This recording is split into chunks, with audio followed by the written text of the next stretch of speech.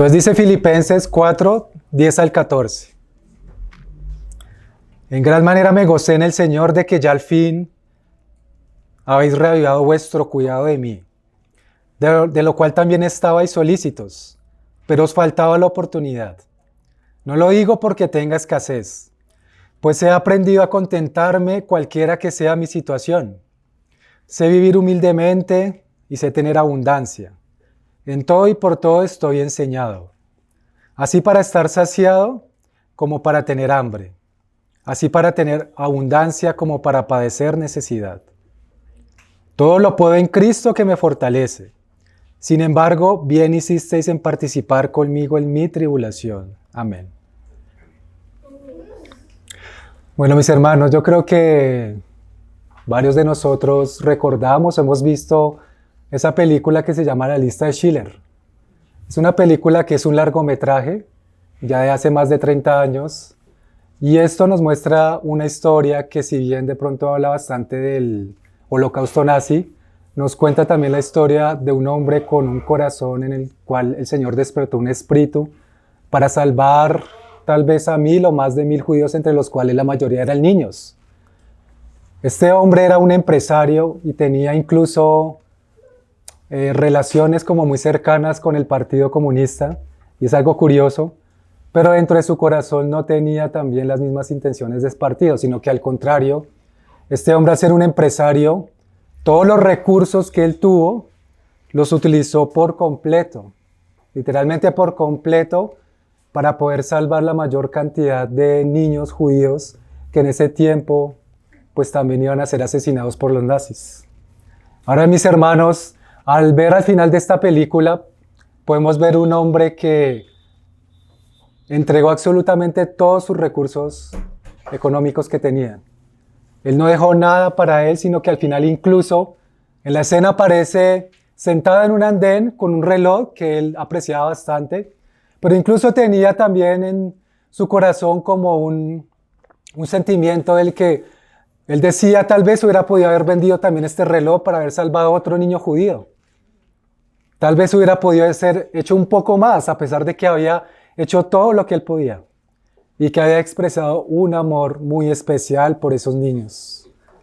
Pues bien, mis hermanos, al ver esta historia y empezar a mirar aquel pasaje que nos muestra hoy la palabra, podemos ver, mis hermanos, que así como este hombre, Oskar Schiller, los hermanos de Filipos tuvieron un gran y profundo amor por Pablo y por los hermanos, que no escatimaron también ni esfuerzos ni recursos económicos para salvaguardar también las condiciones y las necesidades de Pablo allá cuando él estaba en prisión.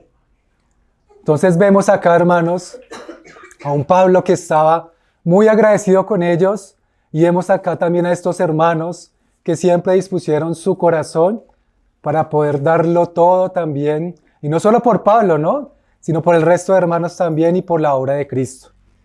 Entonces ahí empezamos, mis hermanos, cuando Pablo dice en el verso 4, me alegré grandemente en el Señor. Voy a tomar, mis hermanos, desde la Biblia de las Américas. Me alegré grandemente en el Señor de que ya al final habéis reavivado vuestro cuidado para conmigo. Desde la Nueva Traducción Viviente esto nos está diciendo: sé que siempre se han preocupado por mí, pero no tenían la oportunidad. Entonces los hermanos esperaban tener una oportunidad para poder ayudar a Pablo, para poder enviarle lo que él necesitaba para suplir sus necesidades. Tal vez por alguna razón no la tenía, la palabra nos muestra de manera específica eso, pero lo cierto, hermanos, es que acá Pablo tiene un corazón tan agradecido que muestra y escribe a los hermanos de que ellos verdaderamente estaban en el amor de Cristo y expresaban ese amor hacia Él. Pablo se alegró sobremanera por esa manifestación de amor que ellos tuvieron al enviar desde una distancia tal vez muy lejana. Filipos estaba en Grecia o alrededor de Grecia. Sí, Pablo estaba en una prisión, seguramente era un recorrido bastante notorio, pero ellos no vieron eso como un tropiezo, no vieron eso como un impedimento, sino que al contrario, cuando tuvieron la oportunidad de hacerlo, llegaron allá con un mensajero para darle a Pablo y suplir las necesidades, y aparte también que él se pudiera enterar cómo estaban ellos. A fin de cuentas, mis hermanos, era como parte también de lo que el Señor tenía preparado en cuanto Pablo pudiera tener noticias de los hermanos. Esto era parte también del mensaje, que él pudiera recibir la ofrenda que venía de parte de los hermanos filipenses, pero además también poder saber cómo estaban ellos, y eso fue lo que le alegró grandemente a Pablo, lo que seguramente lo consoló también, porque la palabra incluso nos dice, si los hermanos recuerdan, que Pablo estaba triste, ¿no?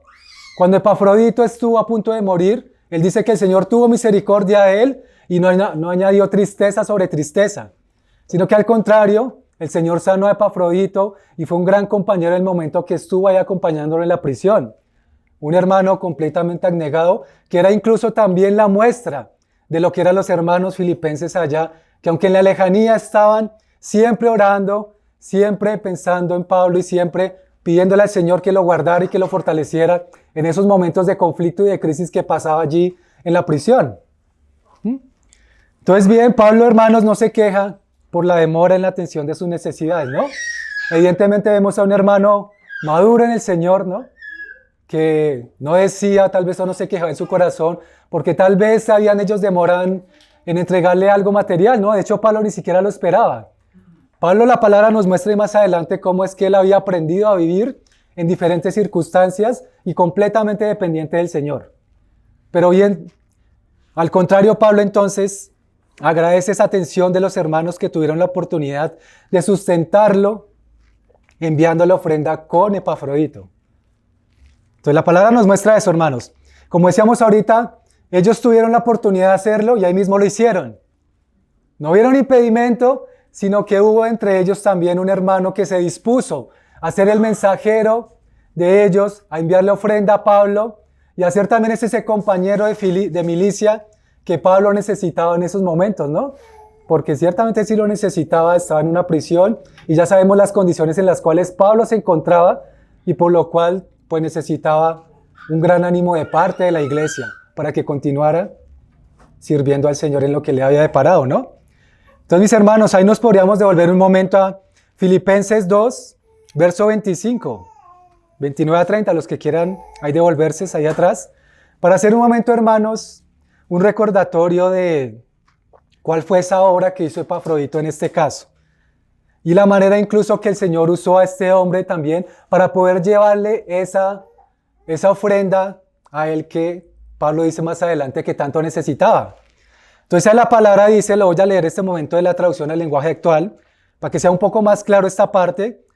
Pablo dice, hace algún tiempo ustedes enviaron al hermano Epafrodito para que me ayudara en lo que me hiciere falta. Él ha trabajado y luchado conmigo para defender el mensaje de la buena noticia. Ahora me parece conveniente que él vuelva a ustedes. Ahí tenemos, hermanos, una claridad de que evidentemente Epafrodito era un hermano de Filipos y de que era el mensajero entonces que habían enviado ellos para Pablo. Sigue la palabra y dice, recíbanlo con alegría como se lo merece. Un servidor del Señor Jesús, muestren aprecio por quienes son como él. Pues por trabajar para Cristo casi se muere y arriesgó su propia vida por darme la ayuda que ustedes no podían darme personalmente. Entonces, ¿cuáles eran las condiciones de Pablo? Ya las sabemos. Estaba en prisión, estaba con muchos soldados, estaba como un hombre sí que fuera tal vez peligroso, pero sabemos que no lo era. Y tal vez acá lo que la palabra nos muestra es que Epafrodito, por causa del amor a Pablo, arriesgó su vida también para poderle entregar lo que era el mensaje de parte de los hermanos.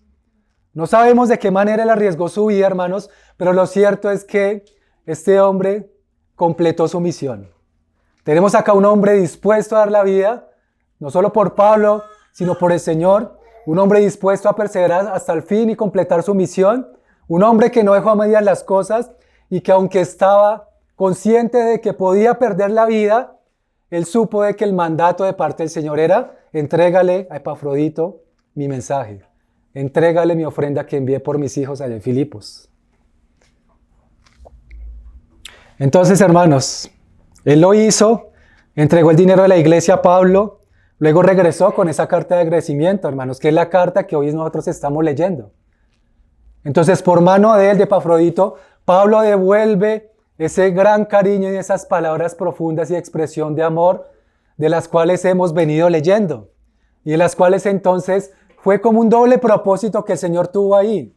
¿Por qué enviaron los hermanos allá a Epafrodito? Pablo se alegró, se consoló y a la vez entonces Pablo envía de vuelta ese cariño y esa expresión a los hermanos que estaban allá.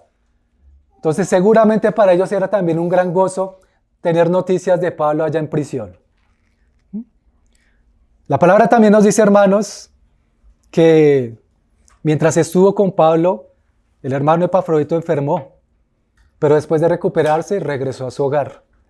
Y por eso es que Pablo dice que por la gracia del Señor y su misericordia, Él no añadió tristeza sobre tristeza, sino que al contrario, el Señor tuvo misericordia de ellos dos y evidentemente los hermanos allá en Filipos recibieron con las manos abiertas a este hermano que dispuso su corazón para llevar a cabo esa misión que incluso era con grandes peligros, que podía implicar también su propia muerte. Pero fue un hermano valiente, ¿no? Y esforzado que hizo esto. Entonces, bien, mis hermanos, acá tenemos también dentro de ese contexto cómo fue entonces que llegó a Pablo esto. Pero también, hermanos, es bueno que nosotros miremos acá en el sentido de que nos está mostrando el contexto de que ellos enviaron una ayuda a Pablo, enviaron una ofrenda a Pablo. Entonces miremos, mis hermanos, también lo que la palabra nos muestra y en el contexto, cuáles eran tal vez esos oficios a los que se dedicaban los miembros de la iglesia, o al menos cuando la iglesia empezó allá en Filipos. Porque esto nos permite, hermanos, tener también una visión más amplia de por qué también, digamos, que los hermanos tenían ese sentido de pertenencia con la obra, pero a la vez también que la razón por la cual ellos ofrendaban y aportaban no era específicamente porque fuera una iglesia extremadamente rica, hermanos, sino que por ende más bien podemos ver una iglesia comprometida, ¿sí? Y claro, evidentemente había miembros que el Señor proveía, que el Señor prosperaba, pero otros no tanto. Miremos un contraste de esto, hermanos, y recordemos lo que en Hechos 16 nos muestra la palabra cuando empezó la iglesia allá en Filipos. Tenemos entonces a Lidia, ¿no? Ya un personaje muy conocido por nosotros, una mujer que desde el principio el Señor le abrió el corazón a las palabras de Pablo para que pudiera escuchar el mensaje y pudiera de una recibir al Señor, y ella con la familia fueron bautizados. Entonces, ¿qué tenemos de Lidia o qué podemos decir de ella? Lidia dice la palabra que era una mujer que se dedicaba a comerciar con púrpura. Es decir, que era una comerciante influyente. Primera cosa. Pero también tenemos en un comentario bíblico que era una vendedora, de púrpura, de manera que quizás tenía recursos económicos, o sea, tal vez era una mujer que era de recursos abundantes. ¿Por qué podemos saber esto? Porque la vestimenta de púrpura en ese momento era valiosa y costosa. Incluso se usaba casi siempre como muestra de nobleza de la realeza. O sea, era una mujer que era oída para los negocios. Tal vez incluso podríamos decir de alguna manera que tenía esa cualidad de la mujer virtuosa, que dice por allá Proverbios 31, que era la mujer que sabe negociar con sus propiedades, que sabe también tener esa habilidad en cuanto a la parte comercial. Lidia tenía esto. Entonces tal vez era una mujer muy próspera, pero eso, hermanos, incluso ella lo usó también al servicio de la obra. Recordemos que desde el principio ella, dice la palabra, que le dijo a los hermanos, a Pablo y sus colaboradores, que si ellos consideraban que ella ya era una sierva del Señor, entonces que le permitieran a ella hacerlos posar en casa a los hermanos. Y bueno, la palabra nos dice que como que los obligó tal vez es insistir en que estuvieran posando allá en la casa de ellos. Tenemos eso en cuanto a Lidia, ¿no? Pero tenemos otros dos personajes que también nos muestra Hechos 16, y es la mujer con el espíritu de adivinación. Esa mujer, hermanos, la palabra nos muestra que fue liberada cuando Pablo, por intermedio del Espíritu Santo, ella fue liberada de ese espíritu de adivinación que sus amos estaban usando también para explotarla. Hermanos, no nos dice la palabra, pero muy posiblemente esta mujer, al ver que también fue liberada de este espíritu de adivinación, también creyó. Entonces podemos ver entonces una mujer que fue liberada, que era una esclava de sus amos, y que muy seguramente entonces ella no tenía los mismos recursos que tenía Lidia, pero seguramente sí mostró un agradecimiento al Señor y tal vez fue parte también de los hermanos. Tenemos el carcelero también, un oficio, hermanos, que en su tiempo, al parecer, por lo que nos muestra la palabra, era hasta un oficio peligroso, porque si ellos dejaban escapar a los prisioneros, al parecer los magistrados superiores los condenaban a muerte. ¿Sí se acuerdan, hermanos, que el carcelero, cuando hubo el terremoto y se abrieron las puertas, él estuvo a punto de suicidarse con su espada y Pablo le gritó, le dijo detente? Entonces al parecer en ese momento era un oficio tan peligroso pues que la consecuencia o la paga de ellos al momento de dejar escapar a los prisioneros pues era la muerte. Entonces este oficio no sabemos qué tan bueno paga tenía, pero lo que sí sabemos es que era bastante peligroso. Muy seguramente no cualquiera se le medía este oficio. Entonces tenemos, hermanos, también al carcelero. Tenemos acá estos tres personajes que seguramente hacían parte de la iglesia, hermanos, pero que nos muestra también ese contraste de lo que el Señor sigue haciendo con el Evangelio, de lo que hizo en ese momento y lo que sigue haciendo hoy en el sentido, hermanos, de que el Evangelio sigue impactando en diversos estratos sociales y eso no es ningún impedimento para el Señor, hermanos. Algo que nosotros debemos alegrarnos y tener gozo es que entre nosotros ya no hay diferencia ni entre el pobre, ni entre el rico, ni entre bárbaro, ni entre cita, ni entre mujer y hombre. Ya no hay diferencia. Porque aún, hermanos, todo lo pone el Señor. Y el Señor también incluso pone personas de diferentes estratos sociales, de diferentes recursos económicos, pero todo para bendecir a su iglesia y para glorificar su nombre a través de la obra, hermanos. El Señor no mira solo al que tiene recursos, pero tampoco solo mira al que es pobre. El Señor realmente mira el corazón y mira que realmente todos somos pecadores y somos hombres y mujeres, ricos o pobres, pero necesitados de Él. ¿Sí? Necesitados todos de Él, de su justicia, de su perdón, de su salvación. Y nos muestra también esto, hermanos, que definitivamente estas riquezas es algo que, bien sea que haya abundancia, bien sea que haya escasez, lo cierto es que son cosas, hermanos, que son ilusorias. Ahorita más adelante vamos a explicar un poco más esto según lo que nos enseña la palabra. Entonces, hermanos, el impacto del Evangelio en personas y familias con diferentes situaciones económicas no significa entonces que las iglesias de menores recursos tengan menos oportunidad de ofrendar o de tener un apoyo económico a la obra de los obreros que las iglesias de mayores recursos, hermanos. Porque a veces nosotros tenemos una distorsión en cuanto a estos aspectos de que como de pronto podemos llegar a ser una iglesia que está en el sur o una iglesia que no es tan rica en cuanto a la parte económica, significa entonces que no podemos llegar a dar abundantemente como si lo es de pronto las iglesias que tienen riquezas, hermanos. Pero la palabra no muestra eso. La palabra lo que nos muestra, hermanos, es que depende también las intenciones del corazón y lo que haya en nosotros, así nosotros podemos ofrendar con un deseo santo, con un deseo gozoso de poder dar para la obra sin necesidad de que tengamos que dar miles de millones de dólares. ¿Sí? Eso es lo que nos muestra, hermanos, de principio la palabra. Entonces acá, hermanos, queda derribada completamente la excusa que a veces podemos tener en nuestro corazón de que de pronto como no fui prosperado mucho este mes o mucho esta semana, entonces ya no puedo dar absolutamente nada para la obra, mis hermanos. La palabra nos muestra con claridad entonces que en la medida en que el Señor nos prospere, así mismo demos. El Señor no nos está pidiendo, hermanos, que demos una cantidad específica o que entreguemos todos los recursos para la iglesia y que nos quedemos sin nada, hermanos, pero sí nos muestra la palabra que el Señor quiere que tengamos un corazón alegre para dar, un corazón dispuesto, hermanos, porque acá también hay fruto, acá también hay bendición, acá también hay un propósito del Señor que bendice a aquellos que dan con alegría y con bendición para la obra, hermanos. Eso fue lo que hicieron los hermanos filipenses. En medio de la contraste que tienen ellos entre hermanos, que pasa en la mayoría de iglesias, ellos estuvieron dispuestos también, hermanos, a enviar esa ofrenda, incluso, no solo a enviarla, sino vean, hermanos, todo lo que ellos hicieron para poderle hacer llegar esa ofrenda a Pablo. No es que Pablo estuviera a la vuelta de la esquina de ellos. Allá la cárcel no quedaba cerca a la iglesia de Filipos. Y tenía que entonces que haber alguien, y el Señor entonces, ¿a quién usó? Pues a Epafrodito. Los hermanos seguramente lo enviaron con bendición, lo oraron por él. El Señor escuchó las oraciones de ellos, el Señor guardó la vida de él, porque aparte de que casi muere al entregarle esto a Pablo, hermanos, también cuando se enfermó estuvo a punto de morir. O sea, 2 veces casi muere, hermanos. Pero ni siquiera por esas el hermano se dio ni dio vuelta atrás, sino que se mantuvo firme en lo que el Señor le dijo y le mandó que hiciera para llevar esa ofrenda a Pablo, ¿no?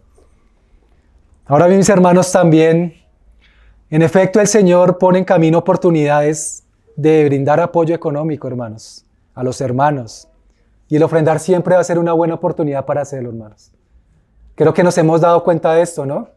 Y creo que también, definitivamente, hermanos, el Señor, a ser un Dios objetivo y Dios lógico, Él quiere, hermanos, también que nosotros podamos contribuir de esta manera también para bendecir la iglesia y bendecir la obra, hermanos. Dios efectivamente podría hacer de manera sobrenatural las cosas. Podría traer recursos también repentinamente a la localidad o a las iglesias, hermanos, pero sabemos que Dios es un Dios lógico también, que quiere también que sus hijos seamos comprometidos con las diferentes causas de la obra. Tanto comprometidos, como hemos hablado, con las diferentes cosas de nuestra vida de santificación, pero también comprometidos, hermanos, en el dar, porque acá hay riqueza para nosotros, hay abundancia, hay bendición, hermanos, también en el dar. Hermanos, Lucas 6:38 nos dice, el Señor dice, dad y os será dado, medida buena, apretada, remecida y rebosante. Vaciarán en vuestro regazo, porque con la medida con que midáis, se os volverá a medir. En otras palabras, hermanos, lo que el Señor nos está diciendo es, denles a otros lo necesario, y Dios les dará a ustedes lo que necesiten. Ahora, esto no significa, hermanos, entonces, que si nosotros damos, no sé, 1,000 pesos, entonces el Señor los va a duplicar. El sentido de esto es, hermanos, es que el Señor quiere que nuestro corazón esté dispuesto a dar y confiar en que el Señor a sí mismo nos bendice. El Señor quiere entonces que nosotros no dudemos de Él al pensar que si gastamos algunos recursos de lo que Él nos da mensualmente para nuestra casa, para nuestra familia, entonces nos vamos a quedar con poco. Porque no es así, hermano, lo que nos muestra la palabra, sino que al contrario, el Señor lo que nos muestra es que tengamos un corazón dispuesto a bendecir, un corazón dispuesto a dar, y el Señor se va a encargar del resto.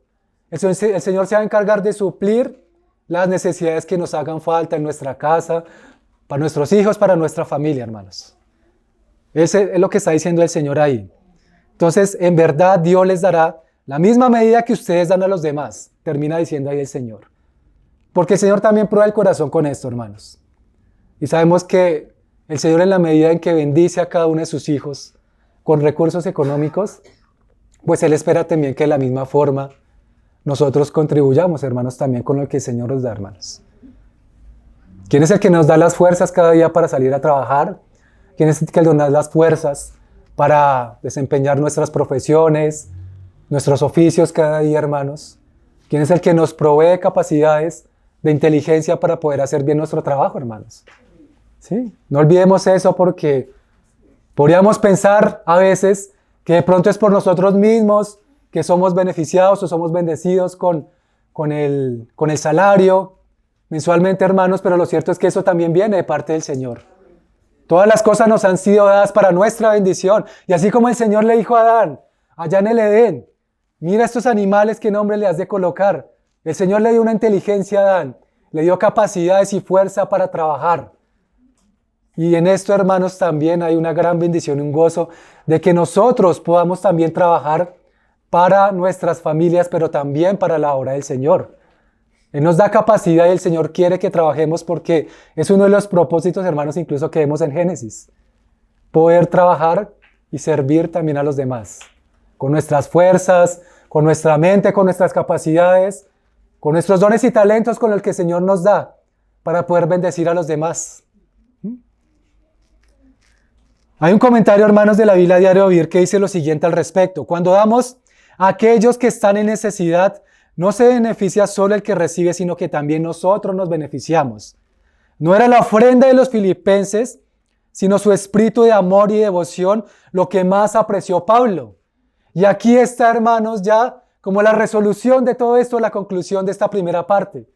Al fin de cuentas, hermanos, no era en sí tanto la ofrenda que los hermanos le enviaron a Pablo, porque por allá hay una alabanza incluso que dice, con todo es posible dar sin amar, más imposible es amar sin dar.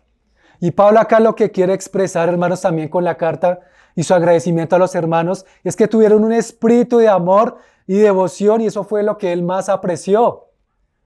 Lo que más apreció Pablo realmente era que lo tuvieron a él en cuenta, que se acordaron de él, que realmente eran hermanos que lo amaban a él y que tuvieron un gesto de amor al enviarle esa ofrenda, hermanos.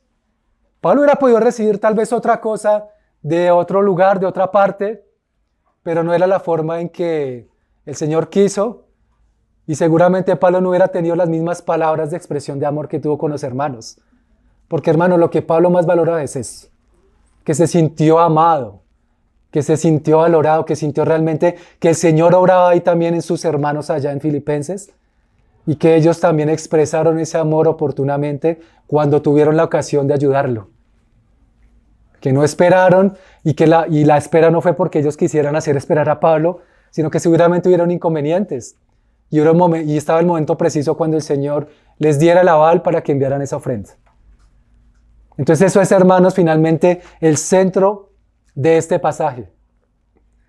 El centro es este, hermanos, de que aún nosotros teniendo un espíritu de amor, un corazón dispuesto, asimismo también entonces tenemos el deseo de poder dar.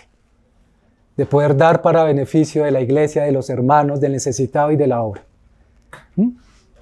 Ahora, mis hermanos, hay algunos principios bíblicos también de apoyo económico, en este caso a los obreros, que quisiera que por un momento miráramos para poder equilibrar lo que hemos dicho hasta el momento. Porque si bien eso es una expresión de amor, como acabamos de decir, también implica, hermanos, una responsabilidad de la iglesia. Y Pablo lo deja escrito, hermanos, en la primera carta a los Corintios. Entonces, con lo de Corintios, hermanos, siempre tenemos un contraste, porque ya sabemos allá cuál fue la situación que fue diferente a las de los filipenses. En ese caso, hermanos, con la iglesia de Corinto, Pablo no pudo aceptar las ofrendas de la iglesia allá porque muy seguramente lo iban a acusar de que estaba predicando por dinero. Pablo, hermanos, en la sabiduría que el Señor le había dado, evidentemente, no podía recibir eso de parte de los corintios, que estaban con bastantes cosas por tratar.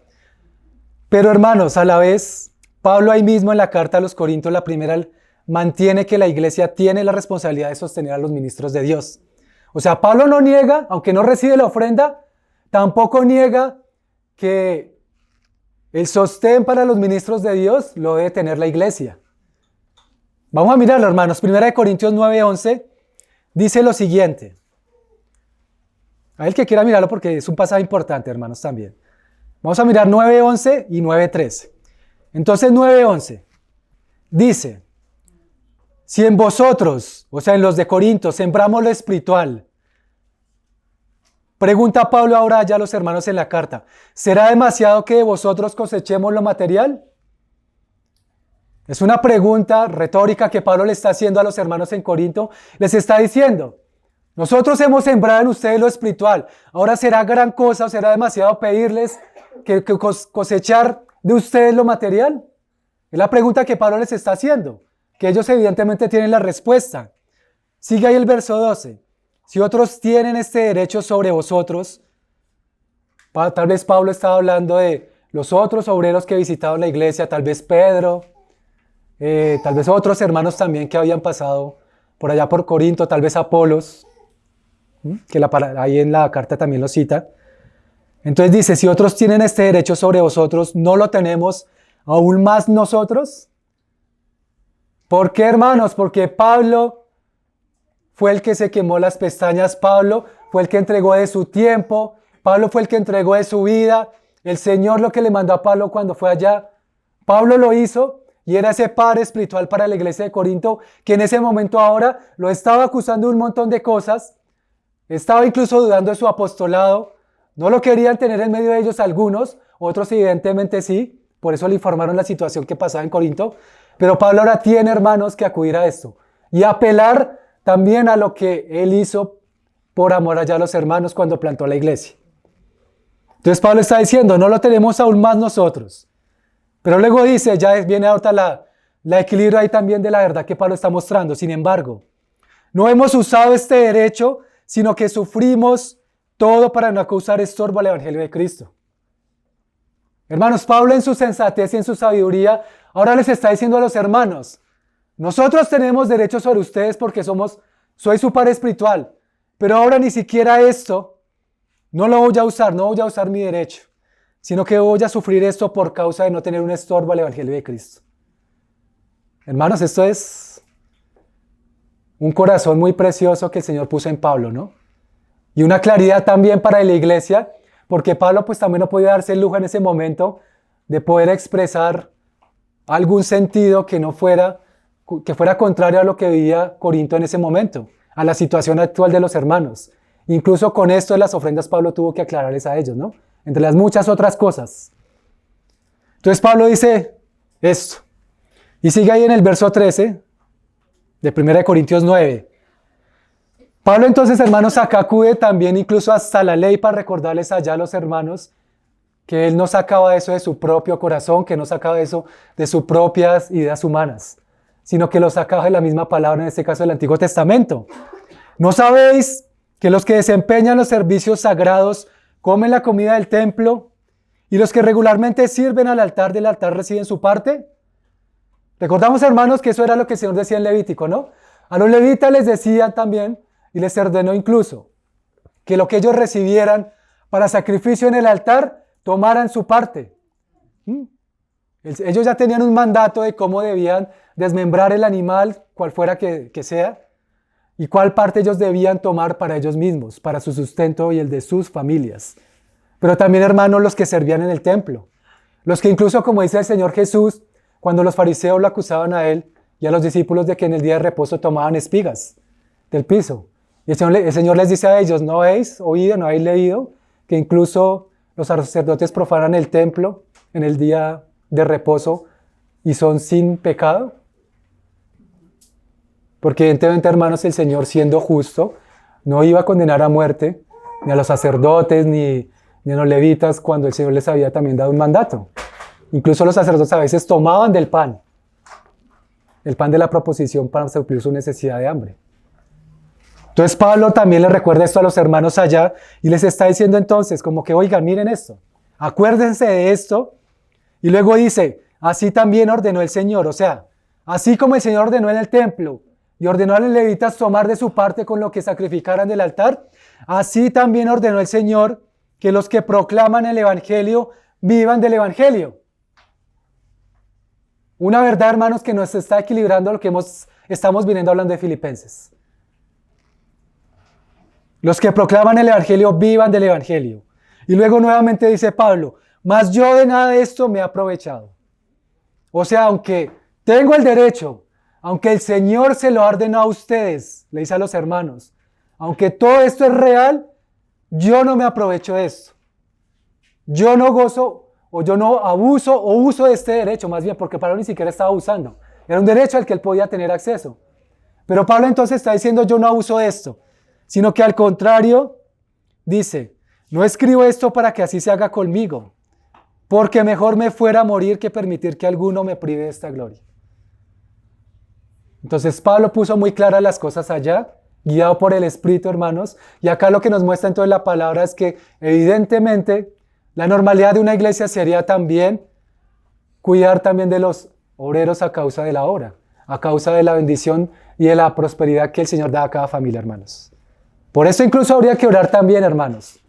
Por eso incluso también tendríamos que estar orando al Señor, hermanos, y que el Señor siga también avanzando en esto y en las demás cosas. Ahora, hermanos, lo que sucedió con Filipenses pues fue diferente, ya lo vemos. Pablo aceptó la ofrenda de los filipenses porque se la dieron voluntariamente, porque se la dieron por amor, porque fue con un espíritu diferente, pero además porque Pablo la necesitaba. Pablo estaba pasando por una situación bien difícil, ¿no? Y él la necesitaba. Y Pablo también, abriendo su corazón, pues se lo dijo esto también a la iglesia. Agradeció enormemente que le enviaran esa ofrenda a él. ¿Sí?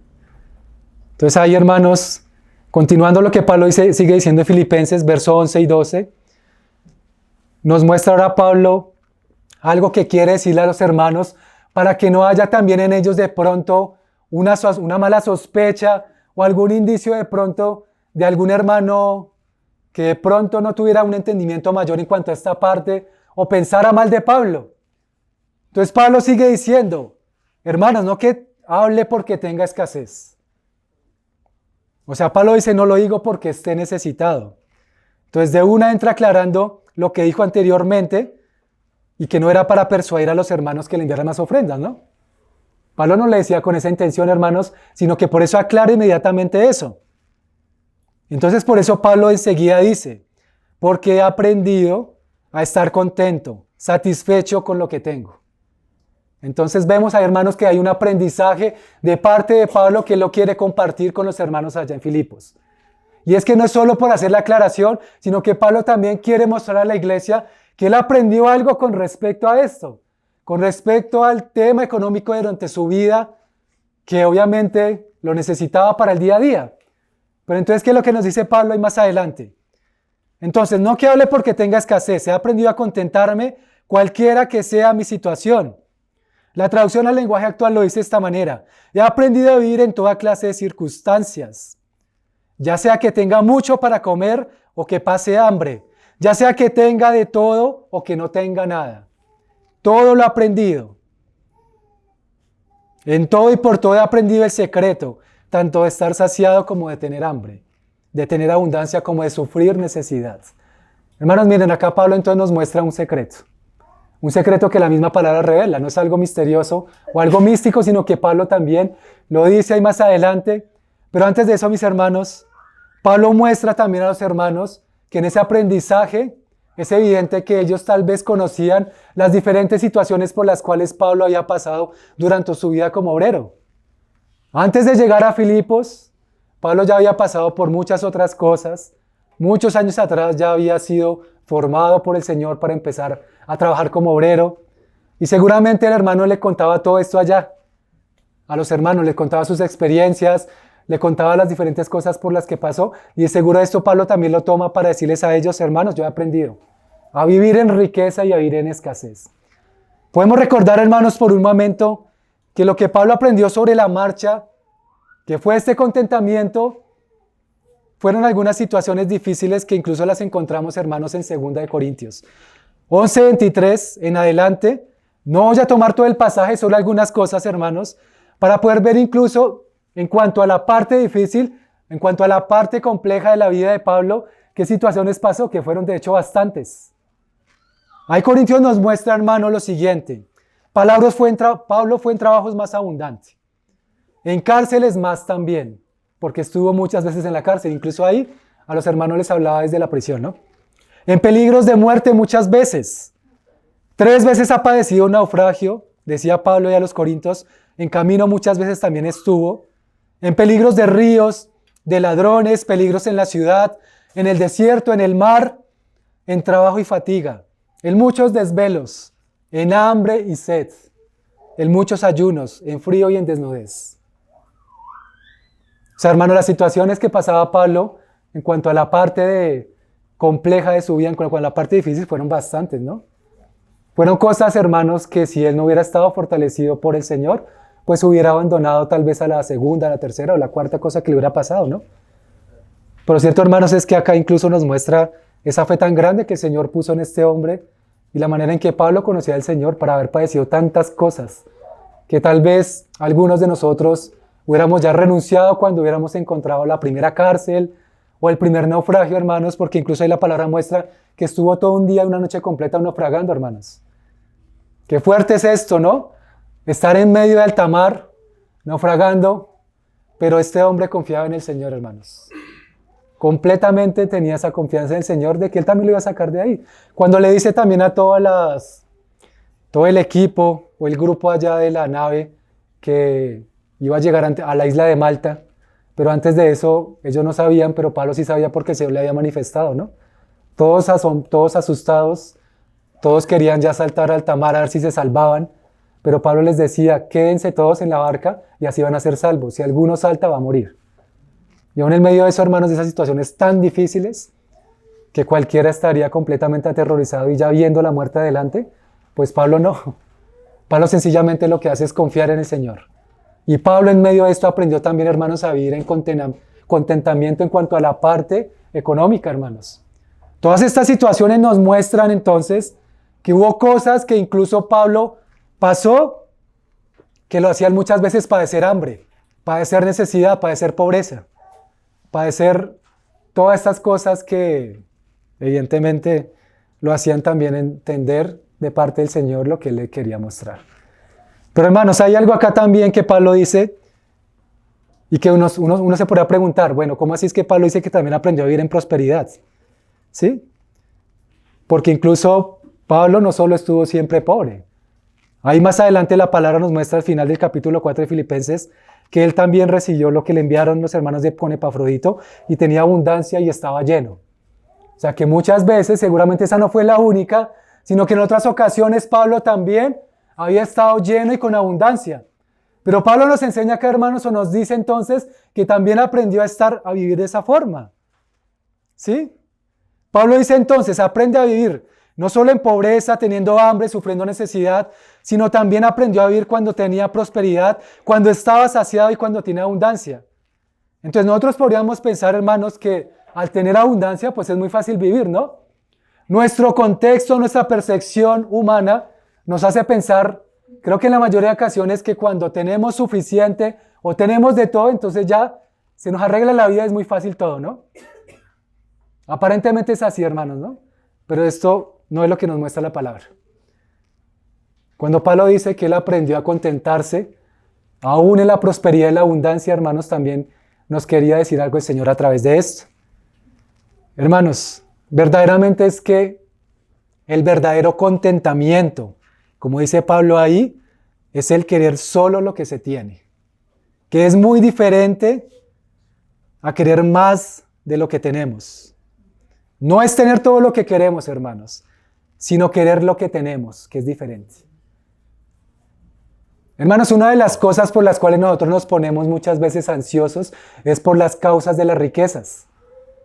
¿No lo dice el Señor allá también en la parábola del sembrador? Aquellos que ahogaron la palabra por ansiedad de las riquezas, y continúa el Señor, ¿no?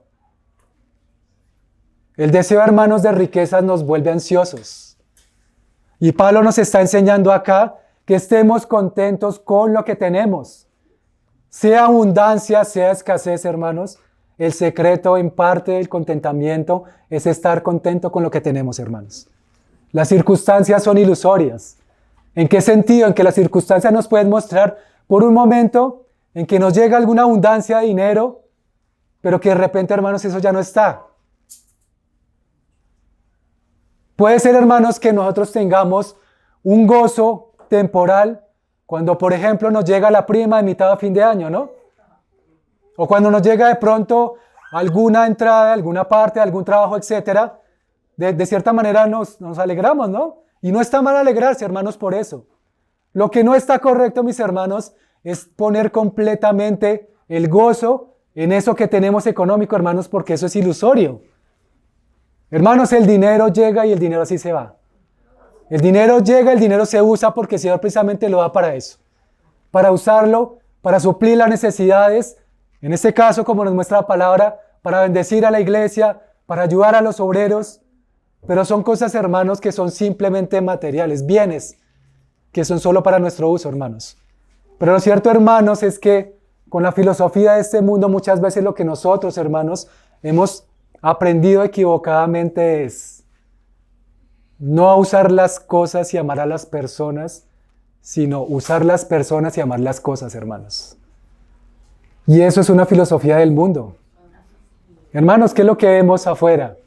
Al que bendicen, al que se acercan, al que le muestran regalos es al que tiene más dinero, al que es más inteligente, al que es más próspero, al que se le pegan al lado a ver qué se puede obtener, hermanos.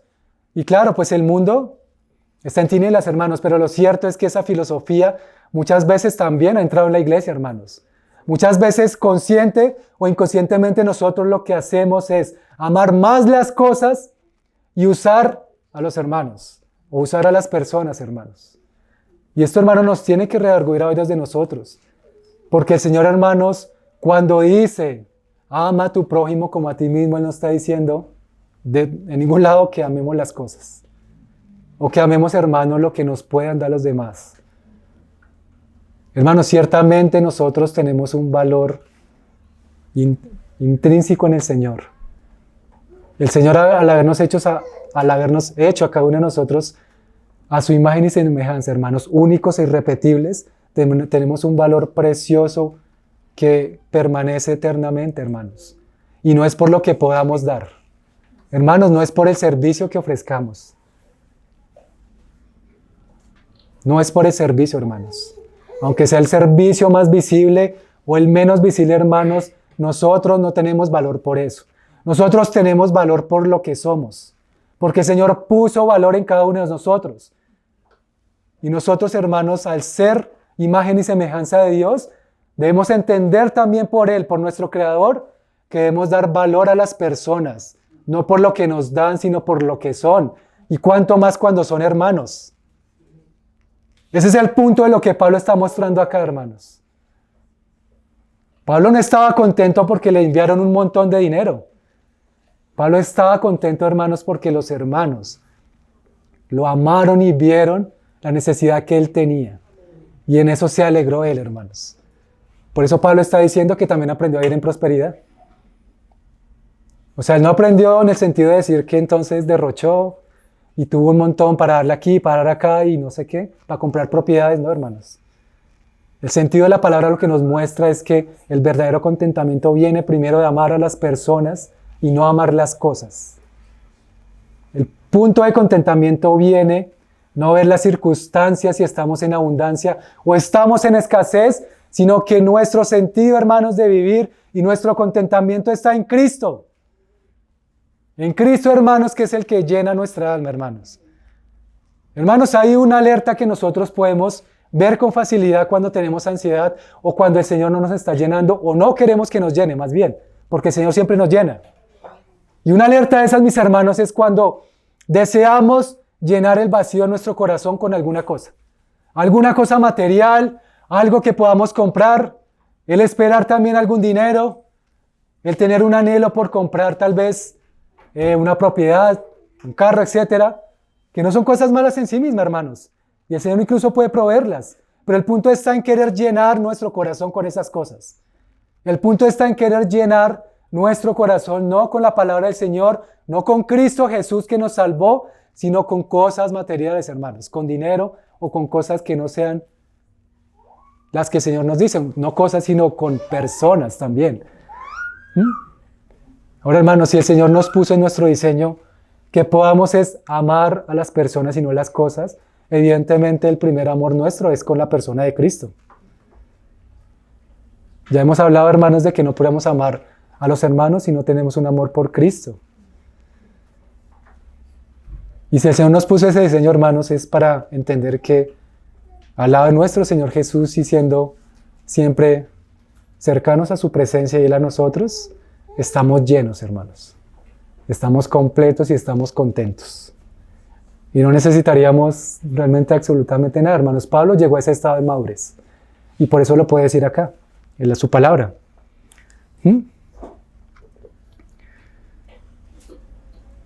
Entonces, hermanos, al final la escasez y la abundancia, la pobreza, las prosperidades son una prueba a cualquiera de los dos extremos. Hermanos, el hecho de que a veces estemos en abundancia no significa entonces que fue que el Señor nos bendijo grandemente. Hermanos, a veces puede ser también prueba para nosotros de cómo vamos a responder con relación a ese recurso económico que el Señor nos dio. ¿De qué manera lo vamos a hacer? Porque, hermanos, eso realmente es puro evangelio de prosperidad cuando pensamos que es que el Señor nos bendijo enorme. Claro, hubo una bendición, pero pensar entonces que el Señor nos bendijo enormemente para gastar a diestra y a siniestra, derrochar y para simplemente suplir nuestros deseos carnales o de cubrir algo en el corazón porque el Señor no hemos querido que nos llene. Es una prueba, hermanos, cualquiera de los extremos, hermanos. Al final la queja puede venir no solo estando en pobreza, sino también en abundancia. El que es pobre se queja porque es que me falta esto y me falta esto.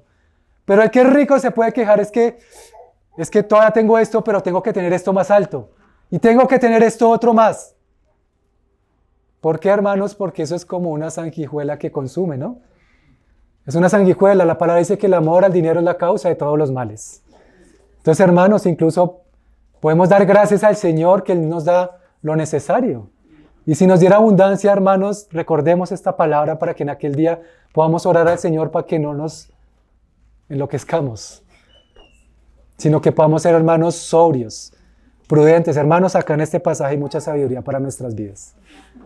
Aquí, hermanos, verdaderamente que el dinero es una prueba para nosotros. El Señor prueba nuestro corazón también con las riquezas. Completamente diferente, hermanos, a lo que es un evangelio falso de la prosperidad. Pero también el otro extremo de la pobreza, ¿no? El quejarse y quejarse porque no se tienen muchas cosas de las que se desearían tener. Y que al final, hermanos, no son necesarias. Que muchas veces lo que nos quejamos es de cosas que no tenemos, pero que a la larga si no las tenemos, hermanos, es porque el Señor no nos las ha dado y es porque no son necesarias. No lo son. Deberíamos recordar eso, mis hermanos, también.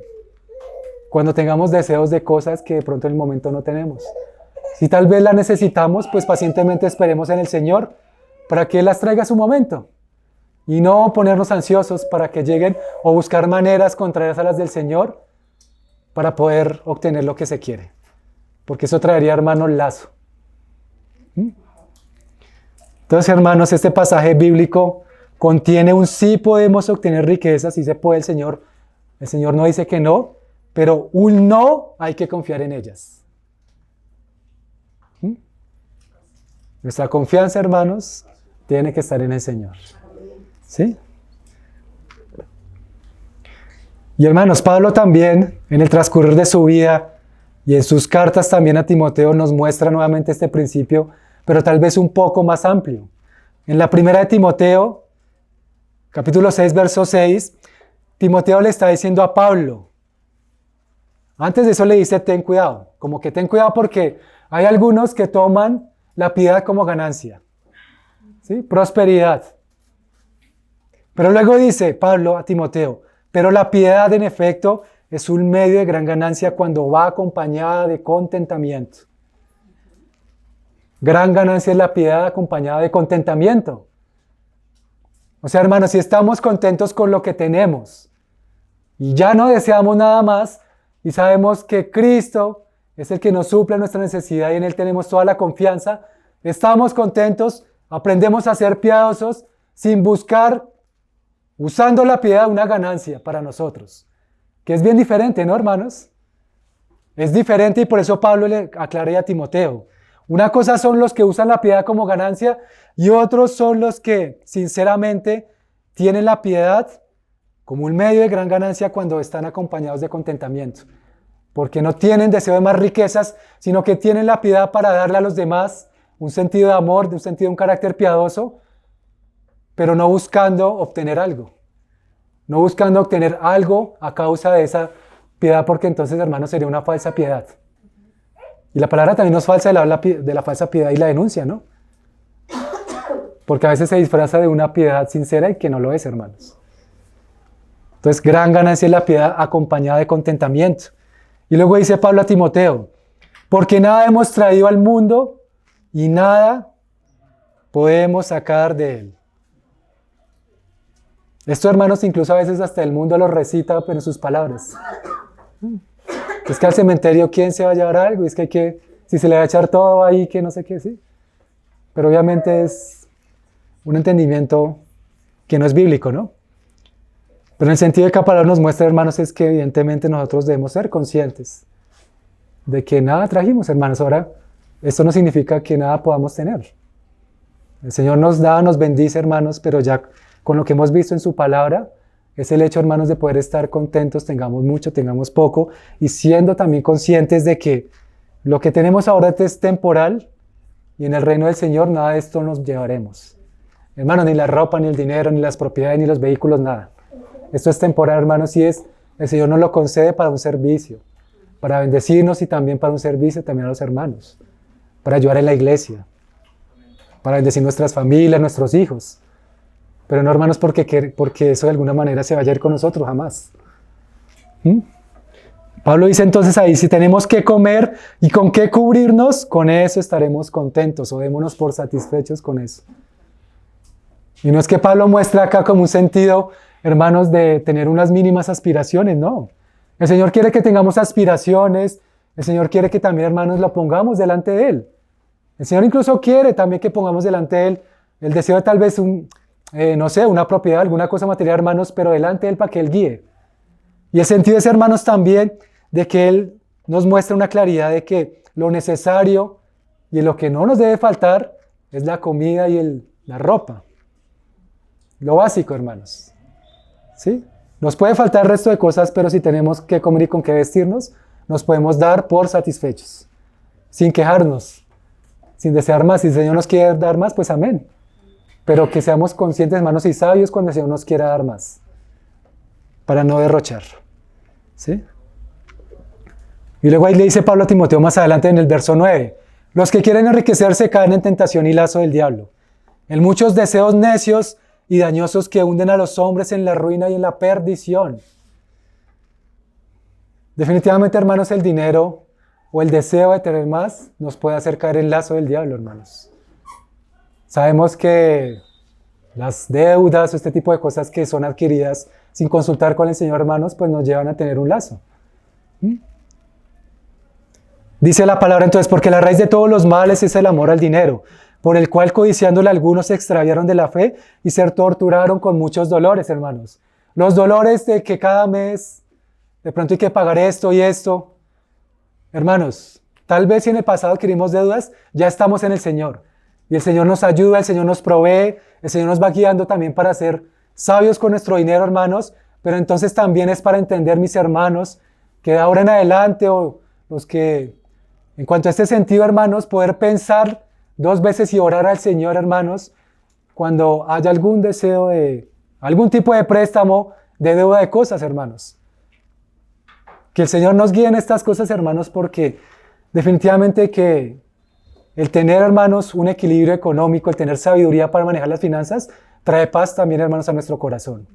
Pero también trae paz a la familia y por ende a la iglesia, hermanos.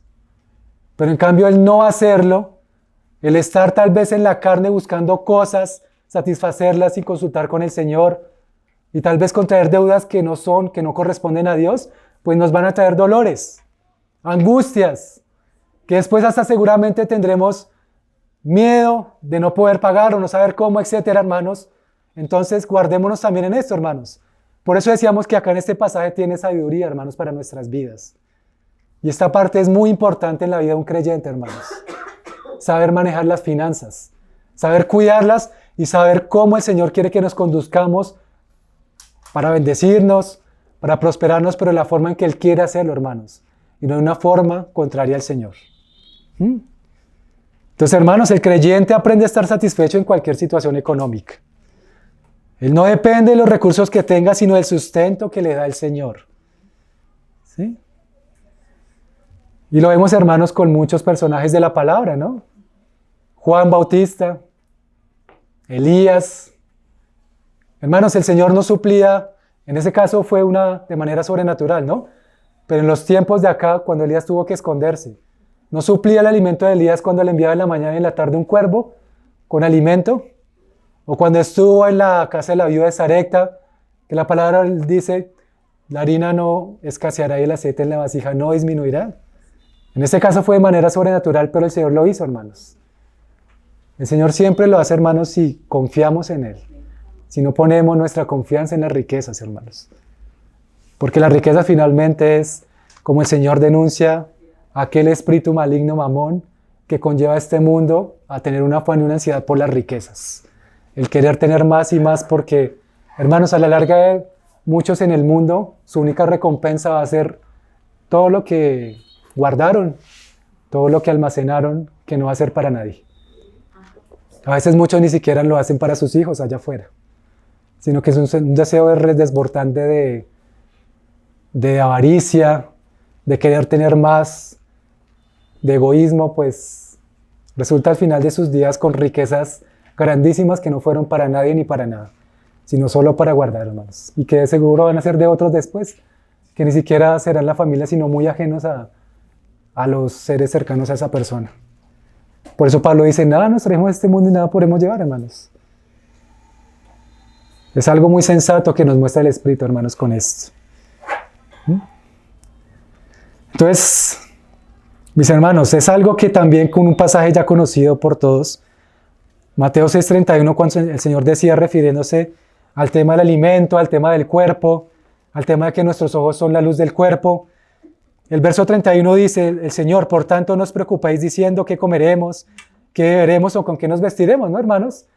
Y a raíz de este contexto de lo que hemos visto, este pasaje cobra tal vez un poco más de luz para nosotros, porque los gentiles buscan ansiosamente todas estas cosas, o sea, el mundo, con ansiedad, deseando, pero el Señor dice nosotros, no sea así en nosotros, que vuestro Padre Celestial sabe que necesitáis de todas estas cosas. Hermanos, hasta el día de hoy el Señor nos ha bendecido, no nos ha faltado, y aún el Señor nos ha dado con abundancia, hermanos, ¿sabes? Y creo que, hermanos, es un modo de dar gracias al Señor, que nunca nos ha desamparado, hermanos, en los momentos que pareciera que estamos al cuello con alguna situación económica. El Señor ahí ha estado, hermanos. El Señor ahí ha estado firmemente con nosotros. Qué precioso es el Señor, ¿no? Porque ahora, hermanos, entonces terminando acá, en el verso 13 de Filipenses 4 dice, todo lo puedo en Cristo que me fortalece. Ese es el secreto, hermanos, no es algo místico que Pablo no quiera revelar, sino al contrario. Pablo está diciendo, es que tuve contentamiento porque en medio de esas situaciones difíciles y en las situaciones de abundancia, era Cristo el que me estaba enseñando a estar contento. Era Cristo el que me estaba guiando para adquirir sabiduría con relación a las riquezas que tuviera. Fueran muchas o fueran pocas. Todo lo puedo en Cristo que me fortalece. He aprendido el secreto tanto de estar saciado como de tener hambre y es Cristo. El centro, hermanos, como siempre lo hemos dicho, ¿no? Cristo que nos fortalece en la abundancia y en la escasez, porque dependemos de Él, hermanos. Aún en la parte financiera, pues también dependemos de Él. No hay ningún área de nuestras vidas que podamos separar de Cristo, hermanos. Y termina Pablo diciendo entonces, verso 14, sin embargo habéis hecho bien en compartir conmigo en mi aflicción. Es como si Pablo estuviera diciendo, de todos modos, han hecho bien en el compartir conmigo la dificultad por la que ahora atravieso.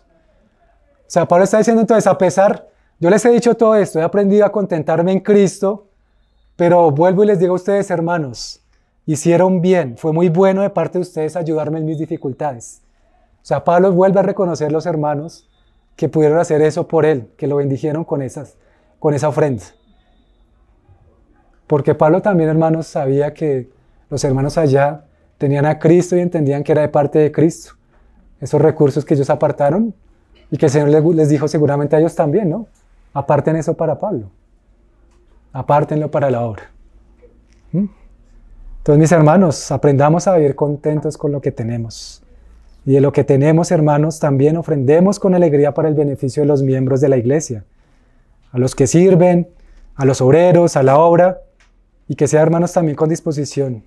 Y también a los que padecen necesidad, mis hermanos. Eso es lo que nos puede dejar la carta o los pasajes que hemos estudiado, mis hermanos. Oremos.